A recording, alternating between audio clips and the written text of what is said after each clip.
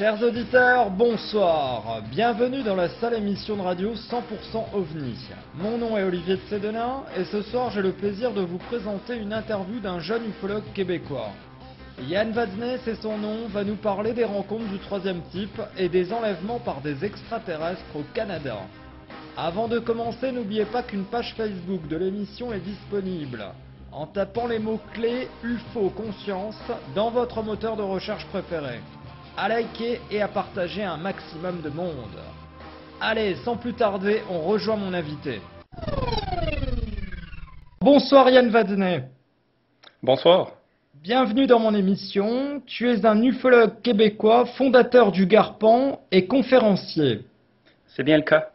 Ce soir, nous allons parler des rencontres rapprochées du troisième et quatrième type. En effet, j'ai accepté cette demande. Pour commencer, je vais te laisser te présenter, toi et ton association. Eh bien, bonjour à tous. Je m'appelle Yann Vadnais. Oui, j'ai fondé le Garpan il y a moins d'un an au Québec. Alors, on se retrouve maintenant dans notre province canadienne avec plusieurs groupes ufologiques. Il y a aussi d'autres groupes au Canada. Ce qui fait que, en fin de compte, je représente sûrement l'effervescence un petit peu qu'il y a dans les dernières années par rapport au phénomène. Et puis, je me suis retrouvé à former un groupe et ainsi qu'à former des étudiants au courant de la dernière année. Peut-être parce que nous procédons différemment des autres groupes. Nous axons beaucoup notre méthode sur le professionnalisme puis l'enquête de terrain et de témoins. Alors, comme ce sont nos principaux objectifs, on s'est regroupé en le GARPAN, qui est le groupe d'assistance et de recherche sur les phénomènes aériens aérospatiaux non identifiés. Alors, on est de prime abord un groupe d'assistance auprès des témoins qui sont parfois dépassés par les événements et aussi d'assistance envers les autorités s'ils ont besoin de nos compétences. Oui, en effet, tu fais partie de la nouvelle génération ufologique au Québec. Hein. Je le dirais peut-être pas comme ça, mais disons que effectivement, je prends mon bout du gâteau, pour le dire ainsi, parce qu'il y a quand même beaucoup de cas qui sont rapportés ici et là. Malgré qu'il n'y a pas une grande population au Québec, hein, il me semble que vous êtes combien, 6 millions? On a franchi le cap des 7 millions d'habitants, mais la situation démographique au Québec, c'est que la quasi-majorité de la population habite au sud de la province, dans la vallée laurentienne. Alors, nous sommes peu, mais en plus, en fin de compte, le territoire qui est véritablement observé, c'est surtout le bas de la région. Parfois, on a quelques cas du nord du Québec, mais c'est beaucoup plus rare. Oui, parce qu'il y a beaucoup d'observations OVNI malgré une petite population au Québec, hein, c'est vrai. Hein. Ah oui? C'est ce que vous avez remarqué? C'est ce que j'ai remarqué, oui, ouais, en effet. Eh bien, je peux mentionner que le Canadian UFO Review, qui est l'agence de statistiques ufologiques canadienne, si on veut, qui est gouvernée par Chris Rutkowski de l'Université du Manitoba, a publié la semaine dernière les statistiques de 2012. Et effectivement, le Québec a quand même rapporté plusieurs cas dans les plus de 1000 cas qui ont été rapportés l'an dernier au Canada. Ah ben voilà. Alors déjà, peux-tu nous expliquer ce que sont les rencontres du troisième type et quatrième type, pour qu'on comprenne bien? Ben, c'est une bonne question, mon cher Olivier. J'ai accepté de prime abord l'invitation de parler de ce sujet-là controversé, c'est sûr. Principalement parce que ça m'adonnait bien, d'une certaine façon, étant donné qu'on offre une formation pour les étudiants de 45 heures. Le cours consacré au RR3, RR4 était dans les prochaines semaines, fait que ça m'a permis d'une certaine façon de reformater mon cours et puis d'en extraire pour vous, chers auditoires, certains des bons cas que j'ai pu enquêter ou qui sont passés à l'histoire ufologique au Québec. Et pour la suite de l'émission, j'ai réservé quelques segments audio que je vous ferai entendre. On peut dire quelques petites surprises. Ben oui, pourquoi pas. Voilà, la cerise sur le gâteau. Et puis comme l'émission est en différé et sera publiée le mois prochain, j'ai aussi préparé des images qui seront accessibles via notre site www.garpan.ca qui accompagneront cette interview. D'accord, très bien. Alors, on va commencer par les RR3, c'est-à-dire les rencontres du troisième type. Quelle est l'enquête qui t'a le plus marqué? Eh bien, je devrais commencer par un prologue parce que le sujet que nous apprêtons à aborder, quand même, est difficile à cerner. C'est pas tout le monde non plus qui sait à quoi nous avons affaire. Je commence. C'est assez délicat, on va dire, c'est vrai, hein. Oui, puis peut-être même au sein même de la communauté ufologique, dans le sens, ce qui est étonnant par rapport à ces fameuses rencontres d'humanoïdes qu'on appelle RR3, là, lorsque l'humanoïde est présent physiquement à une distance rapprochée, c'est que tout comme les ovnis fonctionnent un petit peu par vagues, mais les vagues d'humanoïdes, ça a été surtout dans les années 50, 60, 70, alors que dans les dernières années, il y a très peu de cas qui ont fait les manchettes, ou même les manchettes internationales. Il y a eu quelques cas qui sont véritablement solides. J'en mentionnerai quelques-uns tout à l'heure.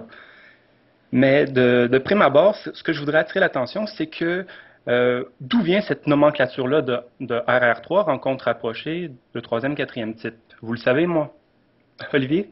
Du professeur Alan Hynek. En effet, et puis à l'époque, lorsqu'ils ont développé la première grille de classification des cas OVNI, avec cet astronome-là qui travaillait pour le projet Blue Book, entre autres, c'est que de prime abord, ils avaient juste la catégorie RR1, RR2, RR3 et non RR4 qui est enlèvement. Au départ, il faut se rappeler que l'ufologie a connu une grande histoire au cours des dernières 70 années et puis les théories ont grandement évolué.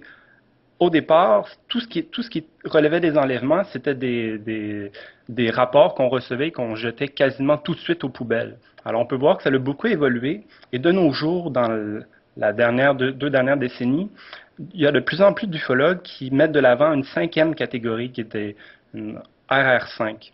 Alors, je voudrais exposer à la fois les trois catégories dans le sens que nous, au Canada, surtout en suivant l'exemple de Chris Rutkowski, qui, comme je vous ai dit, fait les statistiques canadiennes, nous utilisons cette nomenclature-là en RR3, RR4 et RR5. Alors, on sait que RR3, c'est lorsque un humanoïde descend, débarque du vaisseau en tant que tel. Il existe des cas où des humanoïdes sont vus sans vaisseau. Bien souvent, on tombe alors dans le domaine de la cryptozoologie. Alors, on peut avoir affaire à simplement des créatures terrestres, si on veut, mais qui sont pris pour des créatures d'un autre monde. Cependant, lorsque l'humanoïde sort directement du vaisseau, de la soucoupe, de la sphère du vaisseau en forme de losange, on en verra quelques cas. Alors, on a affaire à un ou plusieurs témoins qui font une observation perceptuelle physiquement avec un humanoïde devant eux. Alors, En lien avec l'ufologie, hein, dès qu'il y a soucoupe ou vaisseau ou des choses comme ça, hein. c'est bien ça. Et puis, on se rappellera que les RR4, c'est lorsqu'il y a enlèvement. Alors, encore là, ce n'est pas tous les cas de RR4 où qu'il y a nécessairement la soucoupe ou le vaisseau qui est présent, dans le sens que souvent les cas d'enlèvement se produisent dans la chambre même de l'abducté, de la personne qui est enlevée. Oui, d'ailleurs, en fait, il y a un mot en ufologie qui décrit en fait les enlèvements extraterrestres, c'est abduction, hein. C'est bon. Et l'abduction, c'est pourquoi ce mot d'abduction, en fait, ça vient d'où ce terme? Mais à vrai dire, moi, je trouve plutôt qu'il y a un certain flottement par rapport à cette nomenclature-là des enlèvements. Est-ce qu'on les appelle les abductés ou les enlevés? Personnellement, je n'ai toujours pas arrêté ma conceptualité par rapport à ces phénomènes. D'accord. Alors, je te laisse continuer, vas-y. Et puis, pourquoi une cinquième catégorie, rencontre rapprochée RR5, qui en fin de compte n'est pas toujours une rencontre rapprochée non plus, c'est qu'il semble qu'on ait besoin dans nos investigations ufologiques d'une cinquième catégorie, qui est, je vous le résume à grands traits, les RR5, ce sont les télécommunications, les communications à distance, les phénomènes qui relèvent du channeling, ainsi que les rencontres d'entités, soit dans les rêves ou encore sous état d'ivresse, en utilisant notamment les Ah, drogues chamaniques. c'est un peu ce qu'on voit, ce qu'on peut voir dans Sirius avec le docteur Greer qui essaye de communiquer en fait avec des ovnis, c'est ça, hein? Oui, c'est vrai que Stephen Greer a fait cela depuis plusieurs années avec des groupes, des participants qui peuvent s'y joindre. Vous pouvez vous y joindre si vous voulez. Il n'est pas le seul qui a accompli un tel exploit, entre parenthèses, parce on peut trouver de nombreuses autres sources sur le web de gens qui se mettent en communication avec le ciel, si on veut, et dans les instants qui suivent, il y a un ovni qui apparaît, soit un ovni ou soit des entités qui viennent rôder près. Alors ça a été filmé parfois même par des journalistes qui sont rendus présents sur les lieux et puis la manifestation se produit. Alors, beaucoup de gens doutent du travail de Greer parce qu'il a touché à de nombreuses branches de l'ufologie, dont cette branche, disons, la plus compromettante, qui est d'entrer en communication avec des entités ou des ovnis. Alors, c'est sûr que c'est très controversé, mais n'en reste que le phénomène est très réel. Pour ma part, je ne parlerai pas vraiment de cela ce soir. Ce n'est pas ma spécialité non plus. D'accord, d'accord. Toutefois, cette catégorie-là de RR5 est très utile. On va en venir aux humanoïdes, mais je commence par d'autres exemples où elle est utile, notamment lorsqu'il s'agit d'enlèvement à distance, si on veut. Il existe comme des genres d'enlèvement à distance. Mais aussi, je pense à un cas d'il y a 2 ans que j'ai reçu ici à Montréal d'un piéton qui se promenait le soir et puis qui a observé une lumière qui le suivait. Et à un certain moment, il y a eu comme un rapport télépathique avec cette lumière-là. Et puis, sûrement que les auditeurs se rappellent aussi de... Ouais, en fait, il y a eu une sorte de contact, hein. Oui, une sorte de contact. Parfois, ça peut être un message très clairement qui dit « regarde par ici » et puis là, le témoin regarde et il voit quelque chose dans le ciel.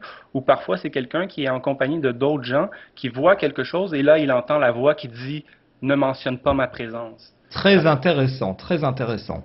Et pourtant, ici, on est seulement en affaire avec soit un point lumineux ou quelque chose qui vole. Alors, bien sûr, aussi, il existe des cas où c'est les humanoïdes qui, à distance, ou des entités quelconques, qui peuvent avoir un rapport télépathique avec le témoin. Et est-ce que dans ces RR5, on peut mettre la catégorie des contactés? Des personnes qui se disent contactées? Oui, justement, mais seulement les contacter à distance, parce qu'il y a des contactés en présence en tant que tel. Je vais te présenter un cas où malgré que le témoin soit persuadé qu'il a été enlevé dans le monde physique, ça a commencé, c'est des petits robots qui sont venus dans sa chambre. On peut le voir, c'est l'image 2 que je vous présente, là.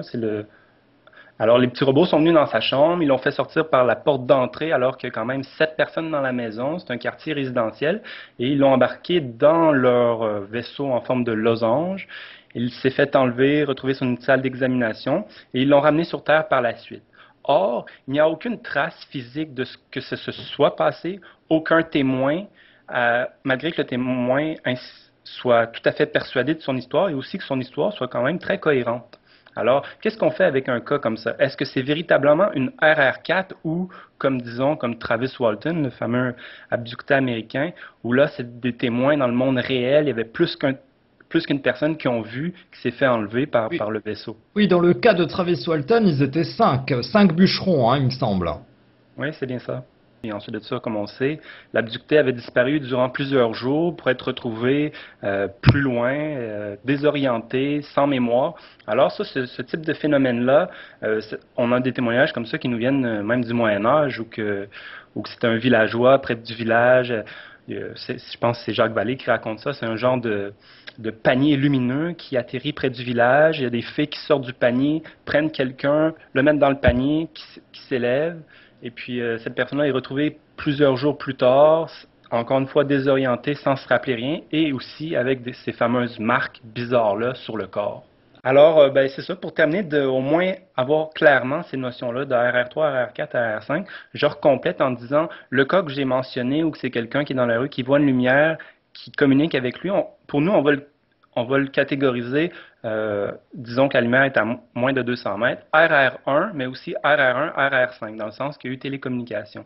Lorsqu'il y aura un humanoïde en présence, ou disons un enlèvement qu'on serait porté à croire un genre d'enlèvement imaginaire, comme ce cas-là que je vous parlais avec les petits robots qui viennent dans la chambre, qui abduquent la personne dans un vaisseau, et à ce moment-là, il y a aussi d'autres humanoïdes, et il se passe toutes sortes de choses.